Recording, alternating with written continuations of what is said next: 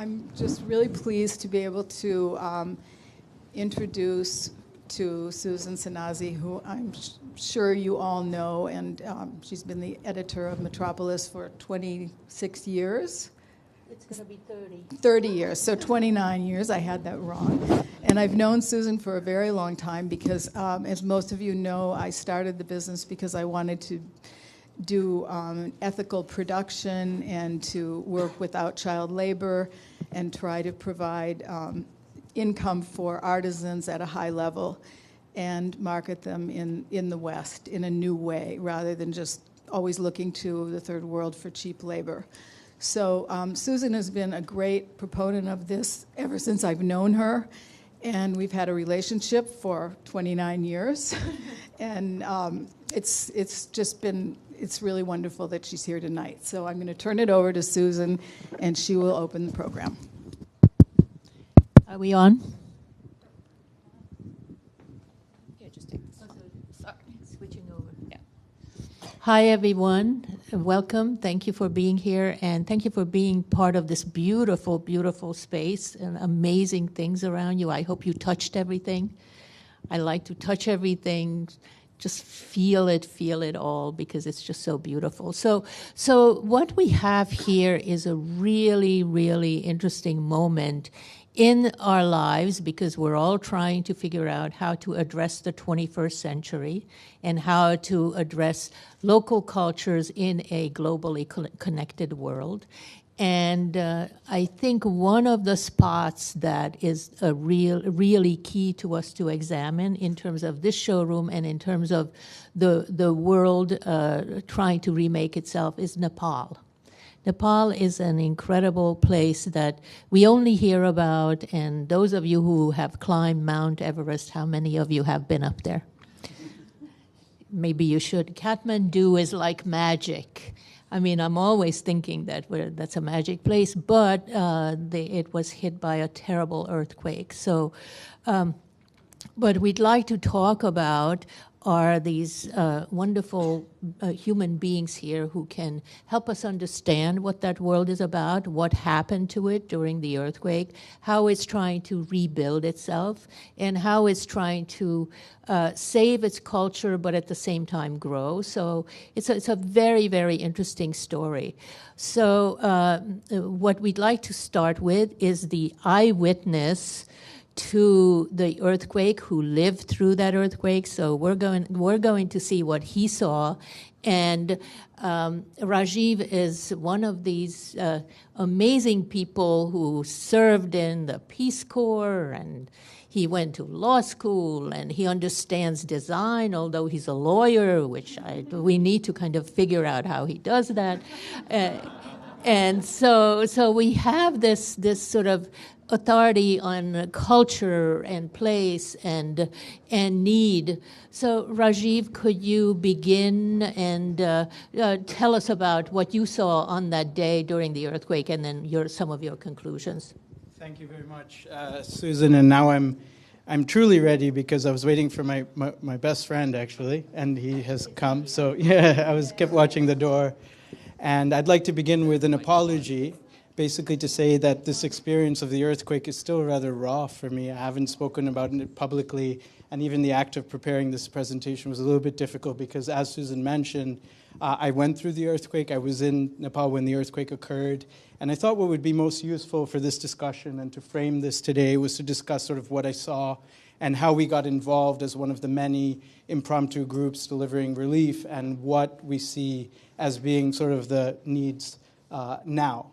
So on the day of the earthquake itself, I was in this very spot. All of these photographs I'm going to show you were taken from my iPhone over the period of the first 50 days of the earthquake.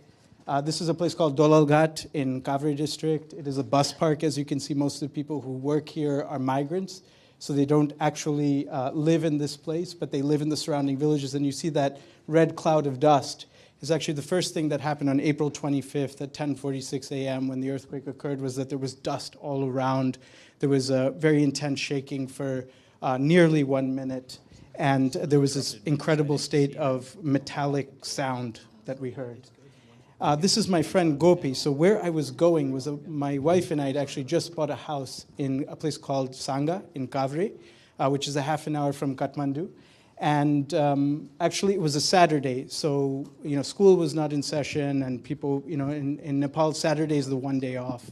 So we were actually driving in Gopi's car. He's a former colleague. He's a writer from Bhutan, and we were driving to a place called Tatopani, which is on the border with Tibet, and we were going to go to like a hot spring. So this is kind of what we were thinking. And when the earthquake happened, instantly, we had to make a quick decision. Gopi couldn't get in touch with his wife back in Kathmandu. Another friend who was with us, Ujjwal, couldn't get in touch with his sister. And we had the car still, so we decided to drive. We were going to drive back to Kathmandu. So I actually got off in Sangha, which is, as I mentioned, 30 minutes from Kathmandu, and where our house is, and our house was badly damaged. But there was another village of local Magar people who lived there, about 45 families who lived there, and every single home was in this state. So from the morning until the time I arrived. And this is actually the boy who lived with me and sort of helped me in the house. You can see there's the beam, the central beam of the house fell on the bed, and he jumped out of the window and survived. But this picture is not any kind of special picture. There were 780,000 homes that were eventually destroyed when the tally was done, and this is the state of basically most rural homes. So that first night, as the ground was shaking, and I should mention, the earthquake was not just a singular event. There were more than 400 aftershocks that were over 4.0, and the ground was actually continuously trembling for the first month. So imagine you have your foot on the ground, and it was trembling. And I thought rather than staying in Kathmandu, I was going to stay in our new village where we had established a home.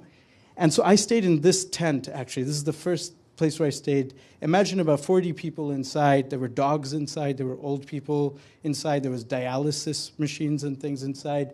People had tied all their animals around as well, because one of the most touching things after the earthquake, and Kashish was there as well, he can tell you, was that the concern that people had for their animals was very touching. How people felt, women especially, were crying about their animals. They weren't worried about their gold that was exposed or their deed to their house. And there were thieves that were roaming around as well. There was a lot of fear of thieves. But the thing that they worried about most was how were they going to feed the animals. And many animals died, and many had to be buried. And they were very heavy, so it was a real labor exertion. But I stayed in this tent with this new village, which was our new home. And not knowing what to do, I was actually in the process of writing a master's thesis of all the sort of futile and unimportant things to be doing. So I was actually sitting in this tea shop along the road and writing my master's thesis. As the ground would shake, we'd run out. The ground would shake, we'd run out. I'd come back in. And I was just talking to this woman, and it was actually on the road, so it was the main artery from between Kathmandu and Kavri. So people were like jetting out to the village to go see if their family was okay, where they couldn't get in touch because of cell phone connection, or they were coming from the village back into Kathmandu, and they would stop in this tea shop. And I was just kind of sitting there writing, and then I would just talk to people. And I met these 6 people here. And I was actually contacted by the U.S. Embassy, and my partner Priyanka was out of the country, and a lot of people were worried. So I was thinking, and it just felt like anything could happen. It felt like the ground could open up, like in a Bollywood movie, and you could and in places it actually did. And so I felt like, and I'm not good in disasters. I don't like glass and blood and things like that. So I thought that maybe I should just leave the country. And I started talking to them in the tea shop, and they're from a village called Kakrabari in Surya Binayak, Panase, next to Panase, a village called Panase. And they were I just started talking to them, and they told me about the state of what had happened. And I realized that it wasn't just Sangha, our village, but that imagine a village where there were 300 homes in Kakrabari. Every single home was gone. And at that moment, I obviously realized that this is like an incredibly extraordinary thing that had happened. So I walked with them. I asked them to take me to Kakrabari. I packed up my computer, and I left. And along the road, I met this woman. She was actually smiling when I first started talking to her, and that's why I started talking to her, because she was smiling in this moment. And I asked her, why are you sitting here along the road? And as she started talking, she mentioned that a year ago, her husband had died. 4 months ago, her youngest son, who was 12, had died. And now she'd lost her house, and she just broke down in tears, and I filmed it. And I'm not on Facebook or anything, but I got on Facebook, obviously, at this moment. Facebook was amazing in this disaster to get information. And I put this video online, and there were 35,000 views. nothing I'd ever put online had that many views. And she'd really struck a chord because she's at the last line, and I think that was middle of which means like, I literally, like, I have nothing now. And then I think something happened to a lot of us who went through the earthquake, who then this adrenaline really kicked in. It was like, that was a before and after moment, and I realized, obviously, I'm not going to go back to America and all these things. So I went to Kakarabay. There's an actual photograph. All these are photographs I took. And this is a photograph of a woman, and you can see the kind of stillness and calm in her face, which I think is incredible. She just, lost this house. And this was a real education as well, because you might look at that and say, oh, can it be repaired? And there's a structural damage that happens in earthquakes where beyond a point, then it's just no good, even if it looks good. If you can pass there are various tests, and this is the state of her house. So not knowing what to do, I was Ncell, which is the leading, the cell carrier in Nepal, had made free phone service. So I was in touch with people in America who were giving information, and they all told me to go to a place called Yellow House. Now, Yellow House is run by this extraordinary friend of ours named Nayantara. It's a hotel that her family owns. And this amazing thing started to happen. There were all these young volunteers were gathering in Yellow House within 48 hours. Imagine we're getting 10 aftershocks a day. Some people have lost their own family members as well. And all of these youth came, Reuters, the New York Times, ABC, everybody was camped out at Yellow House. The UN vehicles were pulling up at Yellow House, even they didn't know what to do. And so at Yellow House, this is, I think, on day 3, this is phone numbers of drivers, medical team. You can see all this logistics. It just emerged. If you wanted to volunteer, just show up. And there are just a million things that you can do, right? Transfer medical gear. You could bike somewhere and help someone. And it was just such a chaotic period. I can't describe that in this short period, but it was an incredibly chaotic period. So what we did actually was recognizing that there was a lot of strain on Yellow House because there were hundreds of volunteers and not many spoke Nepali. And we created something called Orange House down the street, and we focused on Kaveri district, which is where our house was and where our connection was, where Dolalghat was. This is my friend Navraj. We were also colleagues at EC Mode. And so what we did was we just tried to scrape up a few of what are called tarpaulins. So the tarpaulin is basically, it's a thick grade plastic, and basically the monsoon was approaching, right? Once the monsoon is approaching, you have 800,000 people homeless, or you have 60 people under one tarp, the chances of cholera or any kind of disease breaking out were very high. With livestock, people aren't showering, people are exhausted. So we've realized that and this is what people are saying to us, we just need tarps, we just need tarps, we just need waterproofing. And this was already an agricultural tool. Many people had this in the household already. They used it to cover the livestock. But we were able to scrape some up, and we drove out there, and we were just like, look, let's start in Sangha, our village. My friend Navraj said, let's go to your village, let's help there. So we started there. So this is, within 72 hours of the earthquake, this is us in Sangha. Sangha might have been the first village to get any, I think, relief. So it's pretty extraordinary. And as we mobilized, we started to realize there was an incredible, this is kind of where macroeconomics and microeconomics meet. There was no cash in the country. The banks were shut down. We didn't have any Nepali cash, right? You could raise $1 million in the US for earthquake relief. Nobody had any cash. If you didn't have cash, you couldn't get anything done. There were no tarps. People were beating each other for tarps. I almost got beaten carrying one of these bundles. Each one has about 7 tarps inside of them. And so this is what we focused. We decided, look, we're just going to focus on Kaveri, we're just going to focus on tarpaulins, and we're going to try to get them out. So another moment that was a sort of a powerful moment was we were leaving a village. We had distributed tarps, and this girl, 17-year-old Sharada Lama, had not received a tarp. And she said, by what estimation am I not to get a tarp? And we said, well, we assessed that you don't need one. And she said, no, hang on a second. And she delivered a 2-minute conversation that I again filmed and put on Facebook, and it had 105,000 views, where she says basically something called Marepachi Ausadi, which means medicine after death. She says, nobody's been here. It's a $10 tarp. I don't have 20 rupees to go buy a snack on the street. I can't build my house. And you guys are going to tell me you're not going to give me a $10 tarp. I don't deserve one. And she became the voice of, I think, for our movement. Anytime we ran into any kind of difficulty, we would show the video of Sharada Lama, and customs would clear, airplanes would land, because it would just bring you to tears. If you understood Nepali and you understood how she just captured the injustice of the earthquake aftermath, people got it. So the other thing was that, so we started then smuggling tarps, basically. And this is a bus. This is the Google Deluxe bus, but it's not a nice bus at all. This thing would show up at 5 a.m. There was actually a man named Pintu in Biratnagar who somehow we called him, and the day before the earthquake, he had decided he was going to change his whole business and become a tarp salesman. And we hit it off, and he said, look, I'm going to exclusively supply you tarps as long as you don't need any receipts, you don't ask me where I got them from, you deposit cash in this casino where we would deposit the cash. And we did all that. And a bus would show up here, and we would unload this. This is what people were doing. I mean, Dumbar is a journalist in Nepal. You can tell this is what people were doing, right? And then our operations started to grow. So you can see this is 1, 2, 3. So the other difficult thing was trucks. Getting vehicles was extremely difficult, but we were able to, one of the members of our team was the grandson of a former king, and so he was able to unleash all these different, and those are the channels we were all working through, because none of the formal channels were working. And we started to get really good at it, actually, the value chain of tarps. Any tarps, we sniffed them, we got the cash. I had a backpack full of cash all the time. My friend Amit sent me money by Western Union was working. So we would get money by Western Union. Akash's sister sent me money by Western Union. And then we would have cash, and then it was all about fungibility, then it was tarps. And we'd show up in communities where we had never been.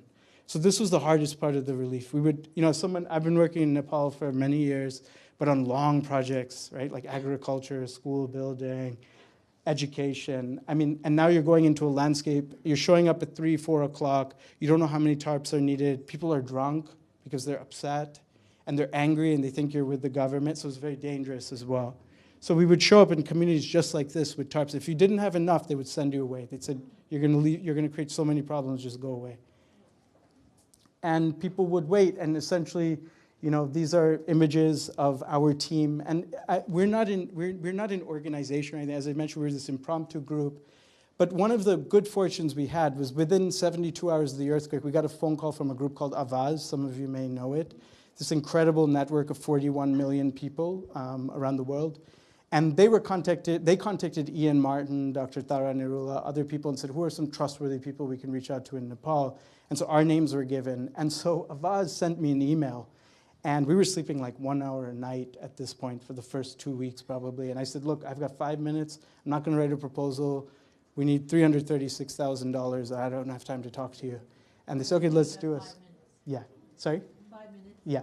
And so basically, right. And so basically then, exactly. So then basically we got within 5 minutes we got the money. But the money was in Vermont and we had to get it to the US. So I'm just going to show you some more images of our team. And we had an extraordinary team. This is actually a driver. The drivers were the most critical people because, essentially we had to just get this stuff out to people before the monsoon so they could be protected and not live 60 under a tent, but 10 under a tent to reduce mortality related to disease. But in addition to tarps, this is a Dalit woman. I'm going to wrap up in 2 minutes. This is a Dalit woman, a quote-unquote low-caste woman, who basically she just started crying because she literally was like beating her kid because she didn't have like food to give her kid, and he was hungry. And so Diplov is a public health specialist and a friend of ours, and so he's consoling her. So there was this kind of pain going on. This is, just to give you a visual, I mean, this was a common sight for us, like just all rubble, and it was rural. So anything with rebar or cement, was either cracked or still standing, but the farmers were the ones who got hardest hit, right?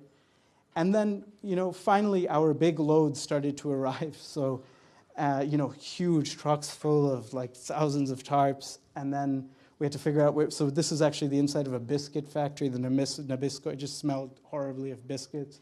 And we stored our tarps there because it was dangerous to have tarps as well. This is our team. This is Tilokesh. He was the man in our team. He basically was the member of the royal family who kind of arranged a lot of these things. And these are our 2 drivers. Chini Maya was a local volunteer. She was a local female health volunteer. So a lot of it was working through existing volunteers. People were already doing stuff who weren't just coming new, were the most useful people. This is sort of the final product. So you can see how like a tarp could be used. And I think that the best part of the tarp is it's not a house. So people have to rebuild. So you don't create tent cities, but it waterproofs people. And so this was kind of our approach, but there are many, many other groups. And then just in terms of what, I included this picture because of, and I'm going to wrap up very quickly, what we're doing next is we've picked 4 villages. We ended up distributing 18,205 tarps, 59 VDCs, 317 wards. We reached about 80,000 people with just tarps. That's all we focused on. But we picked 4 villages where we were going to do a longer intervention, 30 minutes, 3 hours, 6 hours, and 3 days from Kathmandu. And this man was the VDC chairman of this village, and he was just extraordinary. He was just a young guy. He wore this wonderful Hawaiian shirt, and we connected. And so we picked 4 villages like that where we saw much greater potential, because the earthquake is an opportunity, as I think we'll hear today, because it happened on a Saturday, so not as many people died. Children didn't die. They would have all been trapped in school if it had been another day. If it had been at night, more people would have died. But we see a real opportunity, because all the problems that existed in Nepal before the earthquake still exist and are exacerbated. So that is kind of the thinking that we think should be. This is also that same village, Foksingtar, no road yet. They're 6 hours from Kathmandu. And our idea is to forget the building. Let's think about the whole value chain approach. And just this picture is very educational. So this girl owns this house and this girl owns that house, but they're functionally the same. They look like this one broke down, but because that one is cracked, that all needs to be taken down now. And with the aftershocks, these cracks were widening, and so you have these big hazards in the village, and people are tired. Even now, still, this problem has not been solved by any means. This is another village where we're working, where we saw incredible tourism, ecotourism potential. So approaching it obliquely, not just going for let's rebuild a lot of houses, but obliquely. And so, yeah, this is a last image of Bimire. And I just, will end by thanking Stephanie for, allowing me to talk. I think she's she's my good friend, and one of the real great people, has done enormous work for Nepal. And I think everything that this space stands for me, is actually deeply related to the earthquake, which is why I wanted to come and talk here. So thank you very much.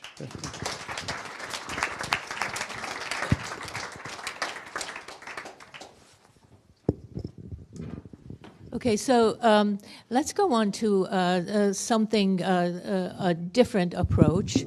We now have the catalyst for the new phase of this area of the world, because, as you say, it is an opportunity, and it is an opportunity to rebuild, rethink, re-engage with the environment. So, Nina, let's hear from you in terms of the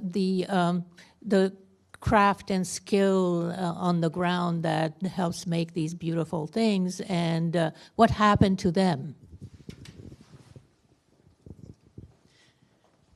Thank you so much. And I just want to build on Rajeev's final comment about Stephanie in the showroom, because I think most of you who come in here have a really special, beautiful feeling. And it's not just because everything is physically so beautiful, but because Stephanie, and she's one of the founders of our organization, GoodWeave, which is all about the ethics behind how things are made. And our organization works to tackle child labor in the carpet industry, and there are 168 million children in the world working in global supply chains and inside of homes, and that's about 20% less than there were 5 years ago. And we're making a difference in this, but Stephanie's also been a real leader in this movement, and all of these rugs that shimmer and shine in their beauty, in part, it's because of all of the care that goes into thinking about who makes them and under what conditions. And you can be sure all of these rugs and other products are made in the best circumstances. And our organization, GoodWeave, issues labels, which you can see in this picture, that assure no child labor was used, and they're individually numbered and can be traced back to where the rug was made. And we work in India, Nepal, and Afghanistan, and we work in 3 ways. We partner with companies that ask for the GoodWeave label. That means all of their suppliers in these weaving communities are affiliated with us and agree to random unannounced inspections. We rescue children when we find them, and we invest in prevention programs primarily focused around children's education. So that's just a little background. And of course, we are not a relief organization at all. And when we heard about the earthquake on this Saturday in April, we weren't sure what to do. And one of my colleagues said, we just have to start raising money. So that's what we did. That's what we could do in that moment, being in the U.S. And we thankfully quickly found out that our country director in Nepal, where we have about 80 carpet exporters that are affiliated with us, and 10 to 15,000 workers that are covered under our system. Our country director had worked in disaster relief before, and he really snapped into action. So one of the things that he did initially was the team, our really brave, amazing team on the ground who had all been affected personally by the earthquake, went out and did a survey. They literally went factory to factory to factory to 275 factories, finding out what damage had happened, how many workers were there, what help was needed, and in the initial weeks delivered tarps, food, medical care, water, and then did a look at what kind of damage had happened to the carpet industry as a whole, and actually the International Finance Corporation, which did a post-disaster, what was that report they did with the government? They basically did a assessment of all the economic damage in the country, and we did the carpet industry piece of that, and there was about $3.5 million worth of damage to the infrastructure of the carpet industry. And so this man, Bimal, who, so I should say I went over to Nepal at the end of June and began to take a look myself, and after the organization was able to deliver immediate need to more than 7,000 workers that were literally living outside of these factories under tarps, we had to decide what we were going to do long term once we could take a closer look. So this man is sitting at where his home and his factory used to be. About 40% of the factories, all of which are in the Kathmandu Valley, experienced some kind of damage, and some of them were completely demolished and devastated. And one of the reasons why it's so important is the carpet industry is the #1 export sector in Nepal. It's really central to the economy. And so this man lost his entire home and factory, which collapsed after the second major earthquake. Thankfully, no one was killed, but he lost his entire livelihood and everything he and his family owned. And so we began to look at how we were going to help people like him. And as well, the other issue, this is an image of one of he originally had about 50 workers working for him, and he managed to get 7 back. So one of the big things that happened after the earthquake is that about 30% of the weavers fled the valley because they originate from the earthquake-affected districts. And they went home to check on their families, on their homes, to see what had happened, and realized they needed to stay back to stabilize the situation back in the village. And so there were problems at both ends. Initially, but the factory owners needing workers to come back so they could get working again and start, generating income, and also the workers dealing with the scenario back in the villages. So Bimal, that man, was able to get 7 workers back, and they were all scared to go inside. Actually, some of them had places to go, but they didn't want to go inside, and they were living in tents like these. This man was from Sarlahi, I believe, and they were getting back to work. So we were fortunate to have a relationship with UNICEF and some other donors, and we're just getting underway with a major program where we've basically, after doing a full inventory of all these workers, there were 800 who entirely lost their homes. And we have a program getting started now that will get housing to all of those, help those people basically stabilize their families back in the communities so they can come back to the valley and get to work, which is what they need because they're losing income. in addition to dealing with the aftermath of the disaster. So we'll be working on supporting them for housing. We'll be covering all their children's school tuition, and we're working with a very respected organization in Nepal to also help with the psychological counseling that they may need. So that's one of our major programs we're getting going now. And just another image of how these people are living inside the tent. So where are they doing the work now? Are there I should have factories said many of the factories, and I was going to get to that, but many of the factories are, most of the factories are up and running. They're just at lower capacity. Right. And some of they vary depending on where their workers were coming from. And this is just a picture of Bodha Stupa, an iconic UNESCO site. And Is that scaffolding because it was damaged? yeah, that was right after the earthquake. Is it still there? They've taken parts of it down now for repair, the top parts, but it's still there. Only one of these things around the stupa was destroyed structurally. So, and this was just to locate us. So now I'm going to bring us to one of the factories I saw that's like unscathed, in perfect condition, that we've worked closely with. And it's one of the better factories in the Bodha area.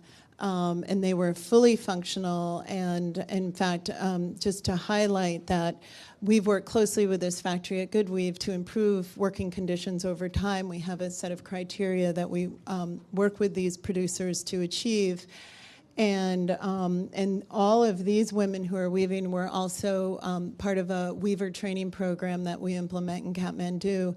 And we're going to be doing much more of that training to get more workers into the carpet factories where there's a real demand for the work. So there were many factories that were okay, and then there were the 40% who weren't.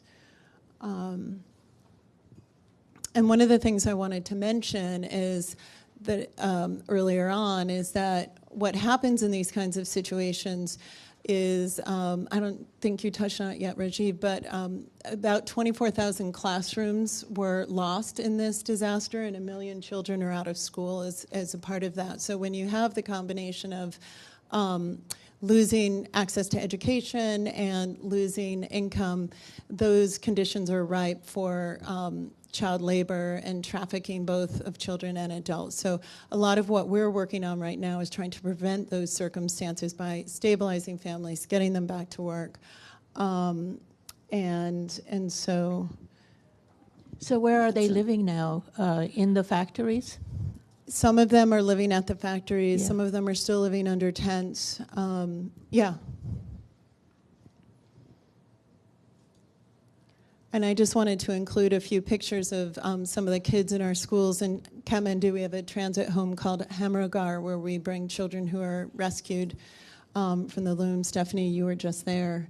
And we welcome anyone who wants to visit, where the kids come and get intensive counseling and education, and we try to reunite them back with their families and give them long-term support. We have 4 daycare centers and several hundred children that are being sponsored in education in other schools throughout the Kathmandu Valley. But I just wanted to share some pictures of some of these amazing kids. And this girl in particular, Sanju, for anyone who has seen, we have a campaign called Stand with Sanju, and Sanju's story, she was trafficked from her village into the carpet factory at age 11, into the city, and someone on our team rescued her, and she's an incredible young girl, and we made a 3-minute film about her with the support of Sundance, and there's a whole campaign around that film, and we got her back home with her family in the village, and her school was destroyed in the earthquake, and she came back to Kathmandu to Hamrogar to see what we could do, and we got her enrolled in a wonderful school. And I just was visiting with her recently, and she told us her whole story of the living through the earthquake. So how is that K through 12, or what is the school system there that you have set up? It's through 10. Through 10. Basically, and we support kids until they're 18 or through grade 10, but then they do further education after that. And is there a possibility for them to get further education, or is it like that's the end? So Yeah, it's beginning to. Yeah. I mean, many kids have gone on to college or vocational training. Good. It depends on the individual and what their goals are. But most of our kids can speak fluent English, and they're amazing. That's really great to hear. Okay. And I think that's really it. I mean, one of the things we talked about earlier was just to encourage people to remember to, when you're looking for rugs, to buy a rug from Nepal right now, because it's not just a beautiful thing, but it's really keeping people alive and helping to rebuild right now. So. Well, and also it's fostering a beautiful craft. It's also keeping those children educated, keeping the next generation alive and intellectually, physically, skill-wise. So, I mean, it is a purchase like that, an ethical purchase like that, is enormously rewarding if you begin to understand what that means to you and how you use your dollars. And I think people like stories these days. I mean, the story has become a very important part of everything that we do. Yeah. So I think maybe we should be thinking about these stories more and more, and seeing these films and being on YouTube and being part of the social media should raise a lot more consciousness than it did before. So what I'd like, Stephanie also went to Nepal after the earthquake. So let's see her report. So I'm wearing a totally different hat tonight, and that's Kathmandu Valley Preservation Trust. It's an organization that I sit on the board of for many years now. And what we do is restore buildings in Patan, which is one of the main cities in the Kathmandu Valley. And this is the previous picture showed you what it looked like before. This is a missing temple. So as you can see, the whole top part of the temple is completely gone. And what we are doing now is working to restore the temples and also seismically reinforce things as we go along, which we are doing. And this is an area that you can see is being completely held up by these posts right now, and all of these houses are attached. So it would seem to me that to take down one house, you would have to take down literally a whole block, and they're very long blocks. So it's a very devastating scene. I couldn't help but think of Rajeev when he was talking, and when it first happened, I sent him an email or a text in Kathmandu, and I said, "How are you and Priyanka? Are you okay?" And all he did was say, "Send tarps." And I never heard of tarps before, but I've never heard the word tarp so much as I have from Rajeev, which is a completely different hat for him to wear as well. So here you can see the rubble in Patan, and these are all photographs that were taken by people that are members of our trust who work in our trust. Can I quickly, because you're on that picture, if you could, is there a way to go back? So I just want to make these bricks that you see, actually you don't see bricks like these in Kathmandu anymore. These are, they're flatter, they're wider, and they're shorter. Most of these bricks are 100 years or older. So you see that these houses means that all of their inner walls were built, a couple of generations ago. I just wanted to point that out because those bricks, and they're actually quite trendy now. A lot of wealthy people are building their private homes with bricks like this, and it's an illegal market because it's more than 100 years old, so it's an archaeological department has jurisdiction over it. So you could, for example, buy this brick, but legally you wouldn't be able to take it away from this location. Sorry. No, that's perfectly all right. Thank you. So one of the things I was going to say is that, and Kashish reminded me of it, is that most of these temples are 17th century. We're talking about, for example, the temple we're looking at right now we're looking at Char Narayan. Is that right? I think so. Okay, Char Narayan, and we're rescuing struts, which are if you just set the next well, here we are at the top, rescuing struts. So these amazing struts are taken off the temple, and then they sort of go down on these pulleys. And I really felt like I was in the 17th century and watching Leonardo da Vinci build a dome. That's exactly what it looked like. And here are the struts side by side, so they have to be meticulously taken down and put side by side in exactly the right place so that they'll know exactly where to put them back. And it's actually, as Rajeev mentioned, some of these disasters really create opportunities. And the opportunity here is that artisans, when things are completely broken, they have to reproduce them. So you have a whole industry of reproducing these amazing 17th century struts with these various gods and goddesses, and also replacing them and caring for them. And all the carpentry work that's being done and all the employment that this is creating is really an amazing thing for Kathmandu as well. So there are always blessings in disaster. And here you can see some of the intricate carving. This is a detail from the Vishveshabhara temple, which is from 1627. The temple did withstand the earthquake, but has been severely damaged. And this is a well. It's actually not a bath, it's a well, and this was actually not damaged, but I did want you to see some of the beauty of the architecture in Patan. This is a picture of inside that stepwell.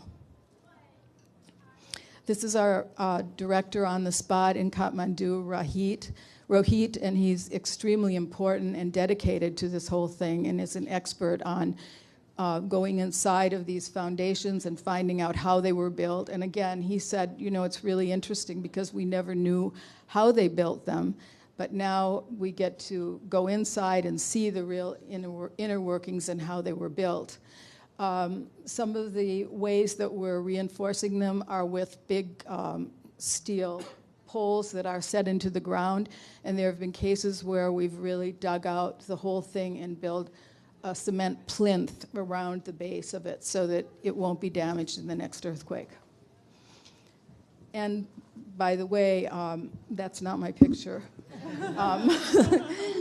There is, the scientists are strongly suggesting that there will be another really major earthquake in Nepal within, they're saying, 30 years, which could also be tomorrow.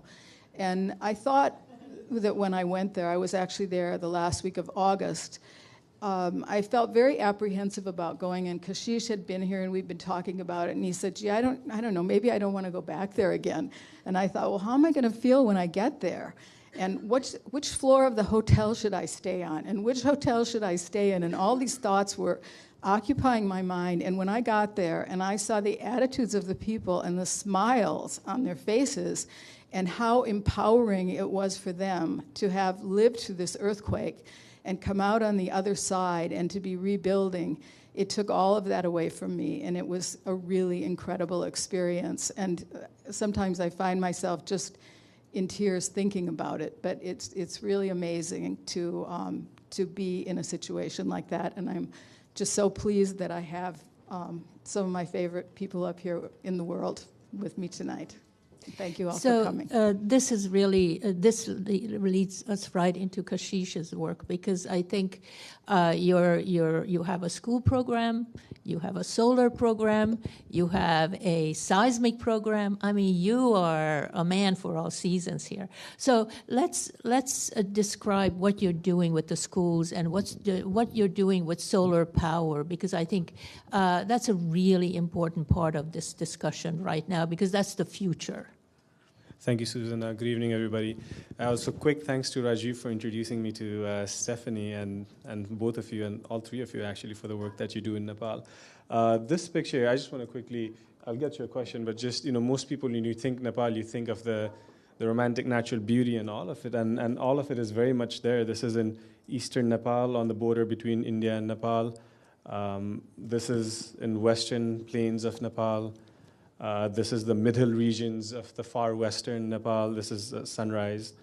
This is very remote northern hill regions or near hill mountain regions of western Nepal. And And this is, of course, the Everest region. This is Mount Everest right here. This is the Khumbu Valley. And so this is what a lot of us think of when we think of Nepal. And all of it is actually very much there. But what it has to coexist is largely with Kathmandu Valley. Now, this is a picture my grandfather took in 1964. And this is the Kathmandu Darbar Square, sort of one of the squares. So you saw pictures of Patan Darbar Square in Stephanie's slide. So this is Kathmandu Darbar Square, 1964. And this is, Kathmandu Valley, December 2015, I took this picture. And you can kind of see some changes that Kathmandu has gone through over time. And this is this line that kind of starts even further from here and then winds its way up here and comes up here. These are people waiting for petrol and diesel for their vehicles and electricity generators. And yeah, I don't have that many slides to show you because what I wanted to, with this picture, what I really wanted to tell you is, not many people know this, but Nepal is the fastest urbanizing country in South Asia, and we're also the least urbanized country in South Asia. So some of the regions that you saw in Rajeev's slides are on the cusp of becoming hyper-urbanized. So what I have been doing for many years in Nepal is basically working on building how do we make sustainable urban development a reality in Nepal? Because when we talk of the future of Nepal, we're basically talking about a very, very urbanized country. And so for us, disaster preparedness has always been one of the main things. And if you look at this picture, and then if you look at this picture, you wonder where is our central park, or where is our any park at all? So one of the main things that we worked on over the years is building open public spaces, and we always argued we need this. We're a disaster-prone country. Kathmandu has been expecting an earthquake for over a decade now, so we need these open spaces so that when it strikes, people have a place to kind of take shelter in. And sure enough, in December, we pushed through and got budget for a 2-acre park in the center of Kathmandu Valley. It's the largest park that has opened in the city in the last 25 years, I think. The grass had just been planted for the monsoon season, so it could kind of blossom. And then the earthquake struck on April 25. And that week, it became home to over 500 people who were taking shelter in kind of the tarps that Rajeev was distributing. And we're talking about the center of Kathmandu, right? You saw these pictures of outskirts, and it kind of looked far, far away. But Kathmandu, too, people were living basically in tarps. And so what we did for many years was how do we make sure there's energy available during times of crisis? How do we make sure there's water available during crisis? How do we make sure sanitation is not a problem? So we work on solar energy, rainwater harvesting, and things of that kind. And to come back to the question that Susan has posed, so what we did with schools, and you heard some of the numbers, more than 7,000 schools have been damaged or destroyed in Nepal between the April 25 earthquake, which was the first big one, and the May 12 aftershock, which was basically as powerful as the original earthquake itself. And Rajeev mentioned that it happened on a Saturday, which is why the academic year was beginning on Monday, and the earthquake struck on Saturday afternoon. And so it was genuinely pure luck that thousands and thousands of students, children didn't die. But our position is, as one of the world's most natural disaster vulnerable countries, we can't be betting on luck all the time. We need to be kind of making an effort to build resilience. So what we're doing now is we're working to make sure that these 7,000 schools that are built across the country, and most of these are community public schools with large campus grounds, they're also designed to be community resilience centers. So on a day-to-day basis, they serve as your school. But in a time of crisis, when TARP distribution is needed, when phone service is available, but your phone is dead and you can't communicate with your relatives abroad, when any of these emergency supplies are needed, you know that your community school also has running water, it is running electricity, and it has emergency supplies, and it has space big enough where even helicopters can land. So that's how we're kind of now working with the government to finance this entire rebuilding of school project. And all of these 7,000 schools are public schools. We're not even talking about private schools, which, pretty much all of them, I think, have been given a yellow sticker, which means it probably needs to be demolished and rebuilt. So that's one of the large things that we're doing in terms of sustainably redesigning entire cities and the new urban centers that come up. Kathmandu looks like a complete chaos, but Kathmandu is also an example of all the aspirations of people across the country have. So it offers both lessons as well as lessons. There are lessons learned, there are good examples, and there are bad examples. But our point is, in the next 5 years, if Nepal doesn't make the right decisions, we're basically doomed to be falling victim to the same disasters over and over again. So in these 5 years, what can Kathmandu teach to the rest of the country so that we take the best lessons learned and we don't have to go through the mistakes? We can just leapfrog some of these developmental processes and just go to the solutions. I just want to quickly point out, this is a very famous palace. It's a 9-story palace. It's no longer there. It was demolished in the earthquake. This temple you see back there, also no longer there. They're all from the 1700s. And most of the structures in this area are gone. So they're going to have to rebuild over time. Coming back to a little bit of what Stephanie was saying, Kathmandu Valley is also recognized as a valley of living heritage. What it basically means is every 80 years to 100 years, a major earthquake strikes Kathmandu Valley.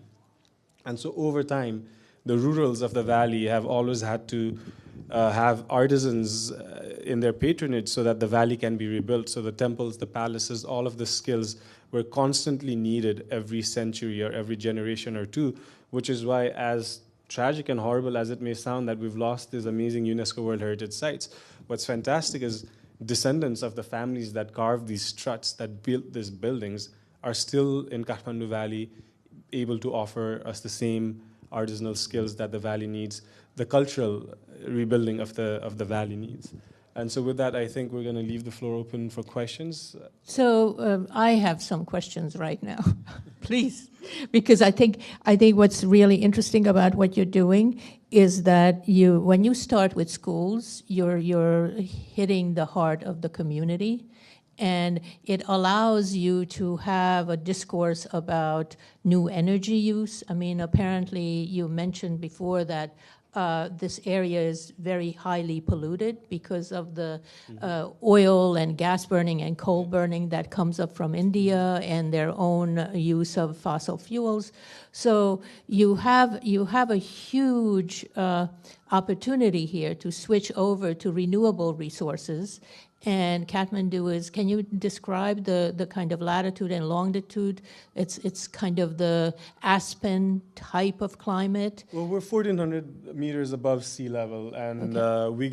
we get all 4 seasons: wet monsoon, cold winters, warm summers, beautiful spring, autumn, all of it. So that means that solar power is really a possibility here. It's an absolute possibility. It's an absolute possibility, clean, renewable resources. And now you mentioned that you're working with the folks at Tesla who have come up with this new battery. The new battery, because I think you have to save, you have to store the solar power that you gather. So how far along is that? Because that seems like it could happen very quickly. It could, and so, Kathmandu is obviously a valley, and so naturally we're already challenged with air quality issues because there's smog concentration during the winter months particularly. But what also happens, you should know this, and I'll wonder what you folks will think of this, but during the winter months we have 12 to 16 hours of daily scheduled power cuts. So my zone, and there are 7 zones in the valley, so my zone is zone 1. So Mondays, I don't have electricity from 9 a.m. to 6 p.m. Tuesdays, I don't have electricity from 8 a.m. to 5 p.m. Wednesdays, I don't have electricity from 7 a.m. to 4 a.m. And this is, zone 1 is where the palace is and where my museum is and where 2 5-star hotels are. And our week begins with no electricity from 8 a.m. to 6 p.m.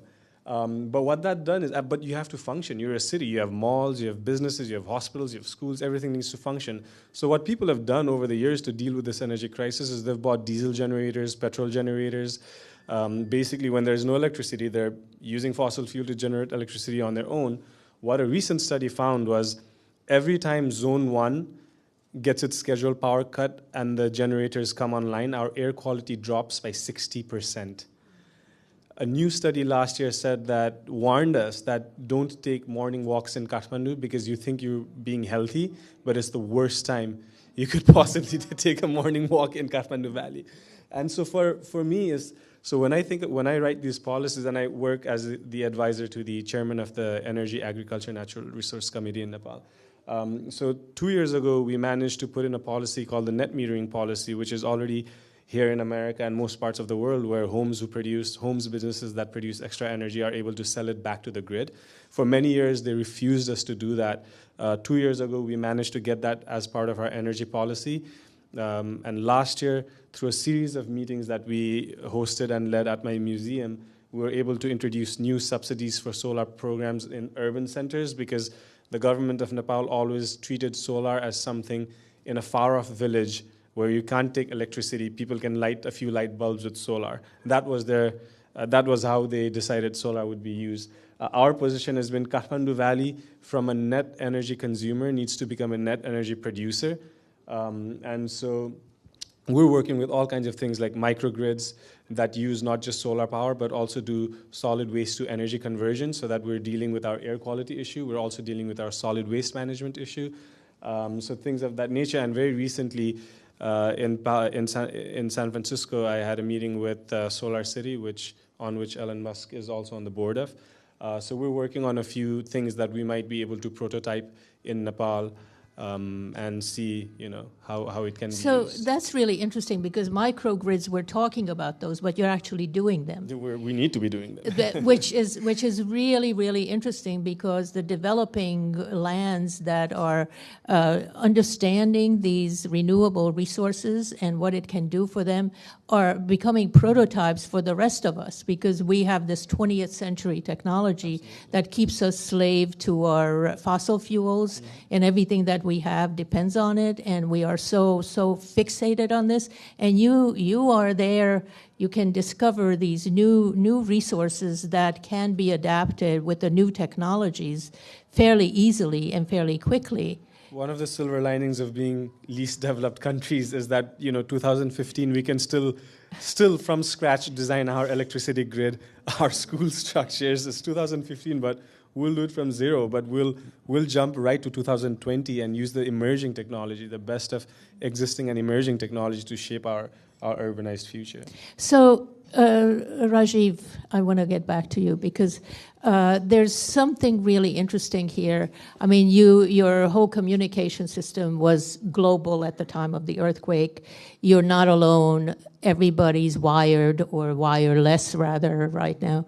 So this kind of very particular culture is in touch with many different cultures and many areas of the world. And at the same time, you're trying to develop some sort of a green zone that you mentioned that would be recreating some of the lost forests in those areas. That is obviously not only for the just to have greenery, but for the health of the people, the health of the environment. So can you talk about a little bit about that program, because that's really interesting. So I mean, this is an FAO 2007 State of the World's Forest Report statistic. Between 1990 and 2005, Nepal lost 1.2 million hectares of forest, 25% of its forest cover. So, and the average rate of deforestation is continuing to trend at 1.7% per annum, which doesn't sound like a lot, but every 15 years you're losing a quarter of the entire forest, and a lot of it is old growth and wetlands and these types of things. And Nepal is also one of the 34, we saw in some of Kashish's images, I think, some of the variety of habitats. There are 118 forest types in Nepal. So imagine you have the plains, the border with India is all plains, and then you rise to, I think there are more than 200 peaks over 20,000 feet. So the variety of ecotones has given rise to huge mega diversity of biodiversity. And that, to me, seems like a starting point, if you're trying to think about a vision, if you're going to try to think about, what is Nepal and how should it imagine itself. That's really the starting point for us. So the project that we've started in eastern Nepal tries to address the loss of forest cover, but also the loss of forest connectivity, because the loss of corridors is why we're losing a lot of the apex predators like elephants, tigers, which sit at the top of the food chain. And so the name of our project is BELT, KTK-BELT, and the idea is we're trying to create a continuous forest from the KTK of KTK-BELT is Koshitapu, which is an aquatic bird reserve that has 500 different species of ducks and birds, to Kanchenjunga, which is the third tallest mountain in the world. So we're trying to build this vertical university, a continuous forest belt to teach the biodiversity. Now, where this, I think, becomes relevant for IT and some of the things related to the earthquake is that, as these communities regenerate, I think Kashish touched on it and really well, which is that being an LDC or an LLDC, landlocked least developed country, as Nepal is in sub-category, there's a real strategic advantage that they hadn't gone into the fossil fuel and heavy industries yet. They can still carve their future. So when you look at a community that's been devastated by the earthquake, imagine if community members, because now everyone has cell phones, right? So that was the real leapfrog that happened. People who communities where they hadn't even ever seen an automobile.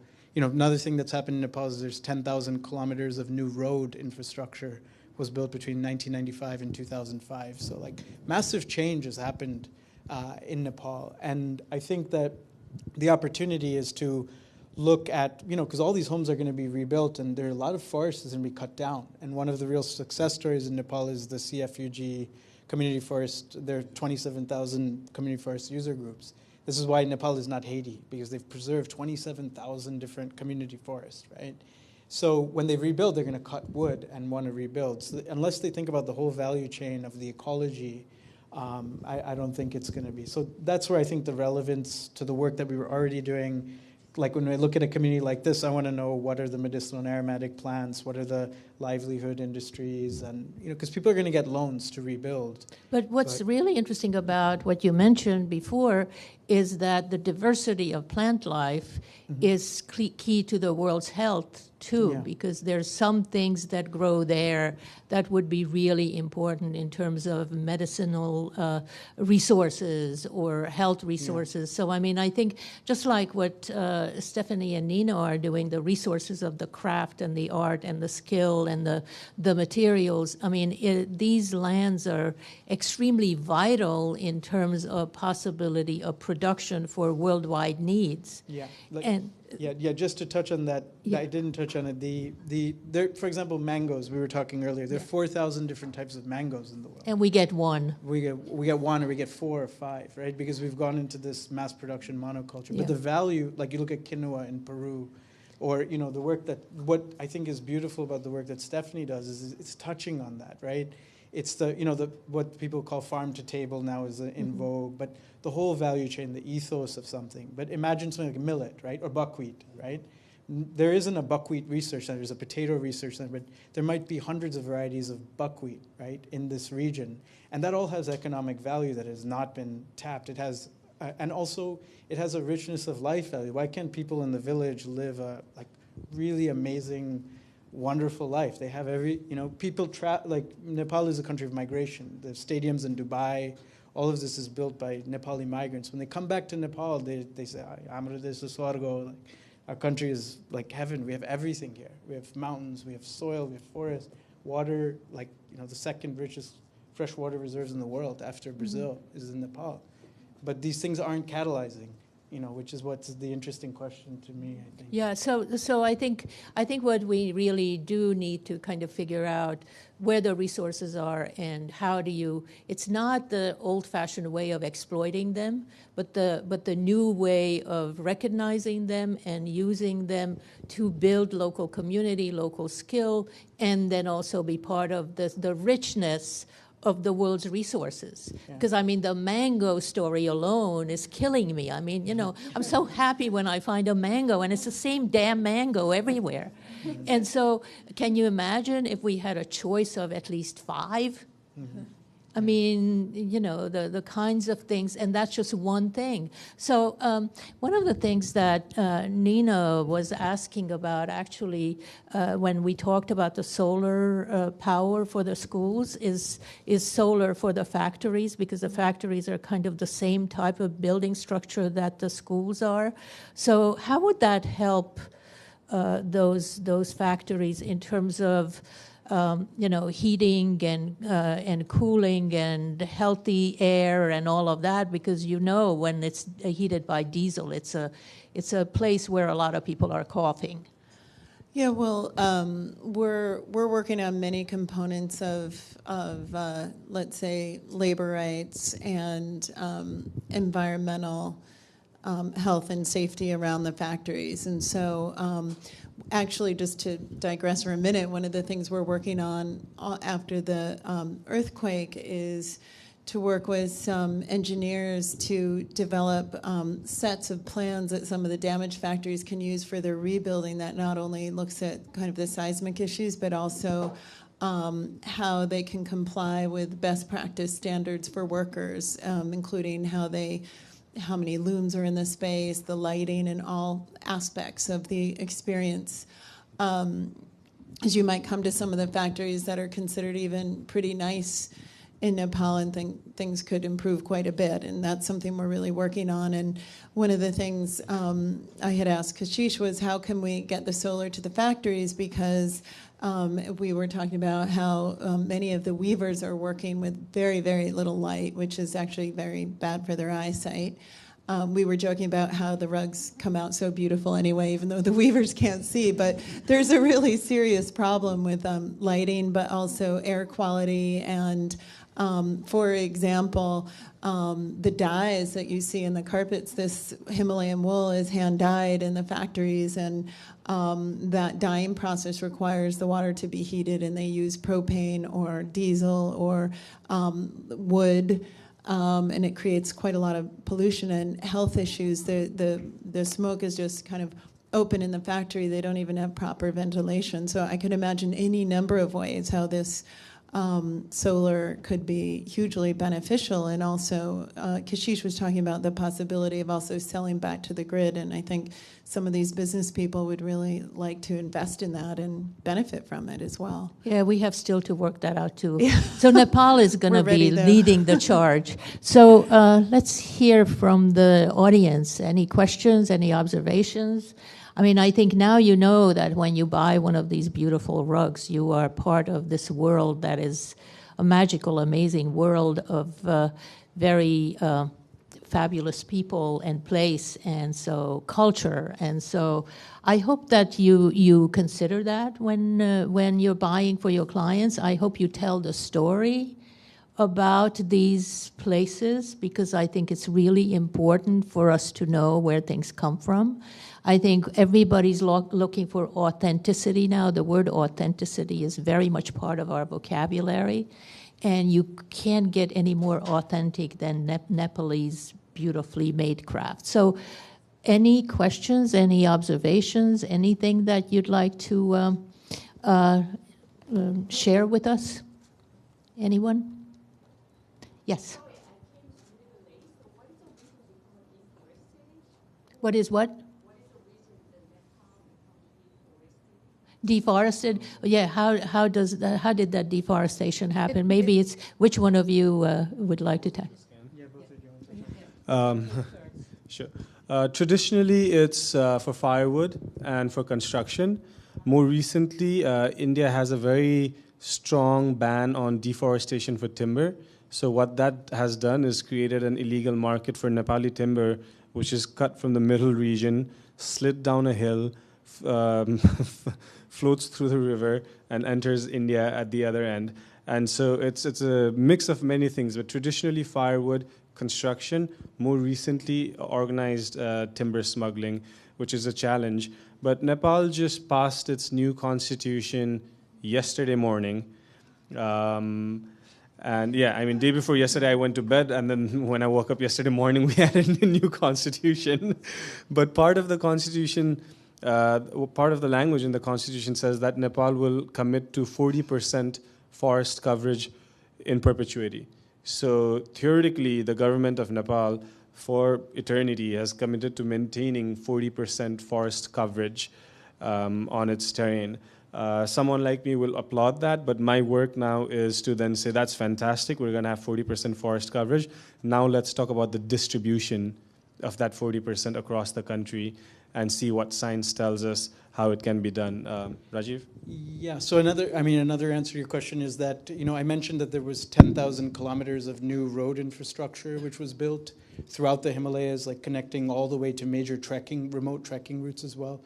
So what happens with a road is once you have the road, the adjacent land starts to get fragmented. So if you have a large forest, it'll start to get cut up, and then settlements will start to emerge, and it's sort of a process where then the value of the land will go up. So then land grabbing starts to happen, and that's a huge problem in Nepal, where the banks are essentially legally lending to land grabbers, where then cutting it into pieces and selling as like a summer home with a view, right? There are people with a lot of money in Nepal. I mean, you know, the prototype is that people don't have it, but it's a land of huge inequity. And that's, I would say, one. Second, a short answer is agriculture, which is sort of the story of the modern world, is that we think that when we do agriculture, we have to cut down all the trees first.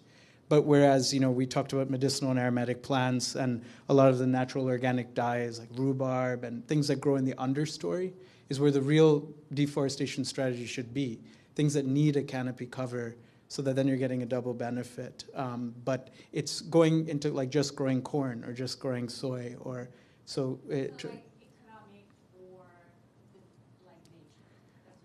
Well, they can go together, I think, both, and there are, you know, stories of how, and they need to go together. I think it's the only thing that's going to work. Well, yeah. Yeah. Right. Yeah, the Cardamom Mountains are, yeah. Mm-hmm. Mm-hmm. Yeah, and the rates in Indonesia are even worse. I mean, it's a story of pretty much every country except Bhutan, which is net positive in forest growth. And China is actually net positive as well, but they are essentially creating huge, what are called empty forests, which are just timber plots. So it looks on paper like there's no deforestation happening, but Nepal, I believe Bangladesh as well. See, and Bhutan is a happy place. Right. Yeah. So the forests are worth something. I wanted to quickly add, so there is some agroforestry done as well, just to add on to what Rajeev was saying and your point about agriculture and deforestation. But ironically, this trend that Rajeev talked about, where you have roads, then forests get plotted out for like real estate development or whatever, the flip, the boomerang of that for the traditional farmlands has been in the southern plains. A lot of this traditional agriculture land is now being converted into brick kilns. To feed this urbanization process. So at one point you have these roads coming in, which is anytime any politician goes to a village and you ask what they want, the first thing the villager will say is bring a road over to our village. So again, you know, going back to that mix between development, aspiration, need, and conservation and sustainability. But that's a very interesting relationship between road development, deforestation, for real estate and agriculture, and then at the same time traditional farmlands being converted into bricks. Yeah, and just at one point, so in our project, we're actually buying land for schools, because in the Nepal Education Act, schools can own land, but they can't sell it. And there are something like 35,000 schools in Nepal. So we're thinking, why shouldn't schools all have their own forest to learn and become a force for conservation? And there's a lot of appetite for it, because it's an asset for the school, and then they can take the kids around and they can learn about hundreds of plants. There's 6,600 flowering plants. The lichens, these rock lichens and things, the diversity is like, I think, some of the highest in the world. It hasn't been researched even properly. So there's an interface between education and this conservation. And conservation relies on I talked to a noted conservationist once, and I said, what's the key determinant of biodiversity? He said, large, continuous forest. Yeah. And well, there are precedents for that too, because there are programs now, even in American public schools, where children are taken and learn in the woods and figure out what nature is doing without a lot of cutting things down. So I mean, I think it's part of the youth movement right now that there's an interest in these things, and so it's bound to change the way we do things. Stephanie. Well, I'm just going back to the deforestation and kind of a human interest story, and basically I'm a carpet seller at heart, I believe, so it's a little carpet story, but there was an area that we were producing all hand spinning and hand carding all of our yarn, which was in the south of Nepal, and basically they were Bhutanese refugees, people that had been born and lived in Bhutan for generations, and Bhutan was sending them out because they want to have a pure society, and so they wanted to get rid of all of these Nepalese. So we were doing our yarn production down there, and Then suddenly the United States gave visas to all of those people to come to the United States and resettle here. So we lost all of our spinners and carders. So my supplier was searching around to where he's going to do this spinning and carding, and he found an area that was in the forest where all the prisoners go to live after they leave jail. And he went to the park warden, or whatever it's called in Nepal, and asked him if we could set up our spinning and carding operation there. And they said, well, we cut down trees and they sell it for, it's basically economic reasons, which we kind of always return to that economic story, the economic necessity of having a job. So basically he proved to them that by spinning and carding the wool, they would make a certain amount of money per year, and it would completely replace the necessity of deforesting the area. So there you go. Rugs have a role to play in every move that you make, which is fantastic. I love Stephanie's stories because they're real and they're heartfelt. So I think to me, what's next is these two guys. These two guys really prove that the world has shifted into a very positive mode of youthful, positive, incredibly innovative thinking. It's entrepreneurial. It's not that kind of idealistic that, well, we can do anything. You are really connected to funders, to figuring out how this works, and you are working on big, ambitious projects that are going to change the way a certain part of the world is working. And if Bhutan can pronounce that it's the land of happiness, what is Nepal gonna announce? It's like, what's gonna be there? I mean, what would your ideal moniker be for Nepal in the next 20 years? I would like to try and restore the one we've had for a while, which is naturally Nepal, to me. And then the nature element of that, I think if we can restore that and hold on to it, years to come, it'll become increasingly more and more important to see. I think for me it would be not just biodiversity and not just culture, but biocultural diversity, which is a phrase which is getting more and more in touch. Because, when you think about national parks in, let's say, the West, right, you have a national park and the people live outside of it. But in a lot of these places, that the countries in the Himalayas that comprise the Himalayas, you have people live in the forest, and they have intergenerational knowledge about the biodiversity. And it's been passed down, and it's been, for example, when the bird walks upside down on the tree, and then it'll start to rain, and all this knowledge which Stephanie and I once did a trip to Nepal together, and we met shamans, and we talked to them and found, and that is very, very unique and precious stuff, I think. And birds walk upside down? Right. There's a kind of bird that when it walks backwards up a tree, then it signals that it might rain. And that's worth the trip by itself. Right, yeah. How come it wasn't in your pictures? Yeah. And so those knowledge points about people and plants, how they use nature, and how a lot of these things that we think of as being deep nature are actually anthropogenic. Like the Amazon rainforest, for example, is there's evidence that it was created by people. So there's a lot of, I think, where we're saying something similar. And also energy. I mean, as he's talking, I'm realizing that, Nepal is kind of the energy tower, right? You have all this water, sun, wind, and you have a huge energy need there and energy poverty for some reason. So now that we're urbanizing, and obviously Kathmandu is one of the dense urban areas, and now you're trying to integrate some nature within that urban form, but we're all talking about closer living and walkability and all of those things that you probably have there already, and we're trying to reinvent, which means that we're trying not to build as many roads, and we're trying to create more mobile, human beings so that we can be healthier, we can connect to each other more intimately because we've been so thrown asunder by all our little cars and things that those roads accommodate that you guys have built. So how, for the last question here, what do you leave us with that in this new urbanizing world of connectivity, how can Nepal help us think about these issues, because you do have the spaces that can be refined better than what we have right now. Does someone want to take it up? Oh, okay. I mean, I would say that for me it begins with place-based models. See, when you look at these images, there's a tendency to generalize it. So this is a village, or a prototypical village. But the more you travel and the more you spend time in different communities, they have different chronologies, different histories, different biodiversity, different people, different languages, different historical figures in the village. So beginning to see the village not just as a sort of, as a village, as something that needs to evolve out of itself into something else, but as a kind of end state.